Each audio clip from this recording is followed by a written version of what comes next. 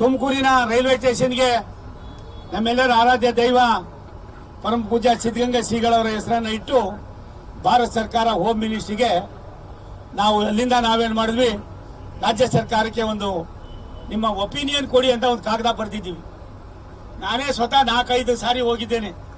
ಅದ್ಯಾಕೋ ಏನೋ ಗೊತ್ತಿಲ್ಲ, ಇನ್ನು ಸಿದ್ದರಾಮಯ್ಯನವ್ರಿಗೆ ಅದಕ್ಕೆ ಸೈನ್ ಹಾಕಬೇಕು ಅಂತ ಬಂದಿದೆಯಲ್ಲೋ ಗೊತ್ತಿಲ್ಲ. ನಾನು ಈಗ ನಿನ್ನೆನೂ ಕೂಡ ವಿನಂತಿ ಮಾಡಿದ್ದೀನಿ, ಇವತ್ತು ವಿನಂತಿ ಮಾಡ್ತೀನಿ.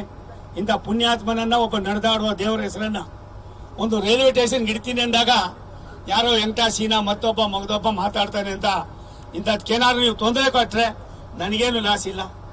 ಭಗವಂತ ಎಲ್ಲ ಒಂದು ಕಡೆ ಯಾರಿಗೆ ಲಾಸ್ ಮಾಡಬೇಕು ಅದು ಆಗ್ತದೆ, ಅದಕ್ಕೆ ಅವಕಾಶವನ್ನು ಕೊಡಬೇಡಿ ಅನ್ನುವ ವಿನಂತಿಯನ್ನು ಕೂಡ ಈ ಸಂದರ್ಭದಲ್ಲಿ ಮಾಡೋದಕ್ಕೆ ನಾನೇ ಸ್ವತಃ ಹೋಗಿದ್ದೀನಿ. ಒಂದ್ಸಾರಿ ಹೋಗಿಲ್ಲ, 4-6 ಬಾರಿ ಹೋಗಿದ್ದೀನಿ.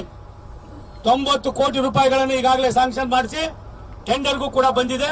ಇನ್ನೊಂದು 15-20 ದಿನ, ಒಂದು ತಿಂಗಳಲ್ಲಿ ಆ ಕೆಲಸವನ್ನು ಕೂಡ ಪ್ರಾರಂಭ ಮಾಡ್ತಾ ಇದ್ದೀವಿ.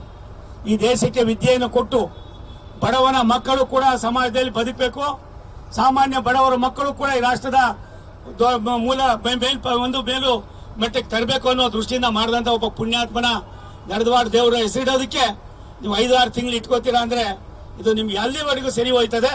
ಸಂಬಂಧಪಟ್ಟ ಮುಖ್ಯ ಕಾರ್ಯದರ್ಶಿ ಹತ್ರ ಮಾತಾಡಾಯ್ತು. ಅವ್ರು ಯಾರೋ ಒಬ್ಬ ಅದೆಂತವ್ರು, ಅವ್ರ ಹೆಸರು ಫೈನಾನ್ಸ್ ಸೆಕ್ರೆಟರಿ ಇದ್ನಲ್ಲಪ್ಪ, ಸುರೇಶ್ ಗೌಡ್ರೆ,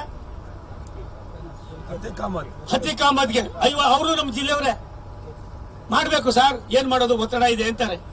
ಇದು ದುರಂತದ ಮಾತು. ಪ್ರಾಯಶಃ ಮುಂದೊಂದು ದಿನ ಅದಕ್ಕೆ ಬೆಲೆ ತೆತ್ತಬೇಕಾಯ್ತದೆ. ಅದು ಆಮೇಲೆ ಯೋಚನೆ ಮಾಡ್ತೀನಿ.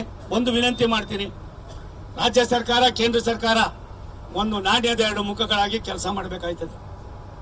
9 ತಿಂಗಳಾಗಿದೆ, ಒಂದೇ ಒಂದು ರಾಜ್ಯ ಸರ್ಕಾರ ಕಾರ್ಯಕ್ರಮಗಳಿಗೆ ನಾನು ಹೋಗೋದಿಲ್ಲ.